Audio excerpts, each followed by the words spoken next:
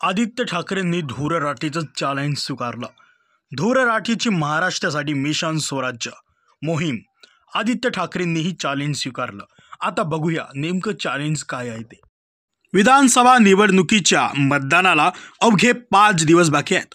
18 November नंतर प्रचाराच्या टोपा थंड होणार आहेत। म्हणूनच राज्यातील सर्वच पक्ष पूर्ण ताकदीने प्रचारात उतरले आहेत। या प्रचारादरम्यान नेते मंडळी जनतेला अनेक आश्वासनं देत आहेत।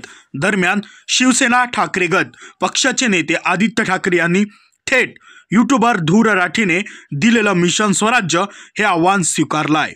राज्याच्या विकासाचं हे आव्हान आम्ही स्वीकारत आहोत असं आदित्य ठाकरेंनी म्हटलंय आहे।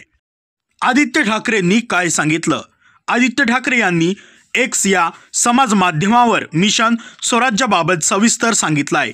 मवियामधून नेमक्या याच धूरराठीने सांगितलेल्या उद्दिष्टांच्या दिशेने आम्ही काम करत होतो। हे काम आत्ताच्या सत्ताधाऱ्यांनी कपटाने थांबवले।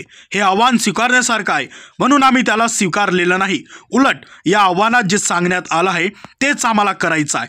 हे सगळं आपल्या महाराष्ट्राच्या हिताचं आहे, गरजेचं आहे असं आदित्य ठाकरे यांनी सांगितलं आहे। आदित्य ठाकरेंनी कोणकोणते आव्हान स्वीकारले बघा। पॉईंट नंबर 1, शेतकऱ्यांना मदत, प्रशिक्षण, मृदा प्रशिक्षण, बियाणे बँक, स्थानिक बाजारपेठा। पॉईंट नंबर 2, पावसाच्या पाण्याचे संकलन, rain water harvesting. Point number 3, मोफत उत्तम शिक्षण, मोफत उत्तम आरोग्य सेवा। पॉईंट नंबर 4, शुद्ध हवा आणि पाणी।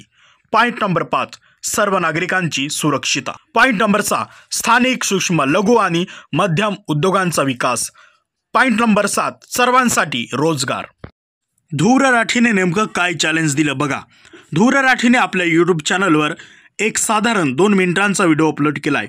या व्हिडिओत धूरराठी यांनी छत्रपती शिवाजी महाराज यांच्या स्वप्नातला महाराष्ट्र घडवण्यासाठी नेत्यांनी प्रयत्न करायला हवेत असं सांगितलं आहे। यासह धूरराठीने कोणकोणत्या क्षेत्राचा विकास व्हायला हवा तेही सांगितलं आहे। त्या नेत्याला पार्टीला मी लोकांपर्यंत घेऊन जाईन। विशेष म्हणजे त्याने उल्लेख केलेल्या मुद्द्यांवर जो नेता काम करेल, आश्वासन देईल, त्या नेत्याला पार्टीला मी लोकांपर्यंत घेऊन जाईल। माझ्या चॅनलवर साधारण 2.5 कोटी लोक या नेत्यांना अटी शर्तीसह पाठिंबा देऊ। नेत्यांमध्ये हिंमत असेल तर त्यांनी माझ्या या खुल्या ऑफरचा लाभ घ्यावा। मात्र संबंधित नेता किंवा पार्टीचे सरकार आल्यावर मी त्यांना केलेल्या विकास कामाबद्दल जाबही विचारणार आहे असं धूरराठीने आपल्या यूट्यूब व्हिडिओमध्ये म्हटलं आहे। धूरराठीचे हे चॅलेंज आदित्य ठाकरे यांनी स्वीकारलेलं आहे।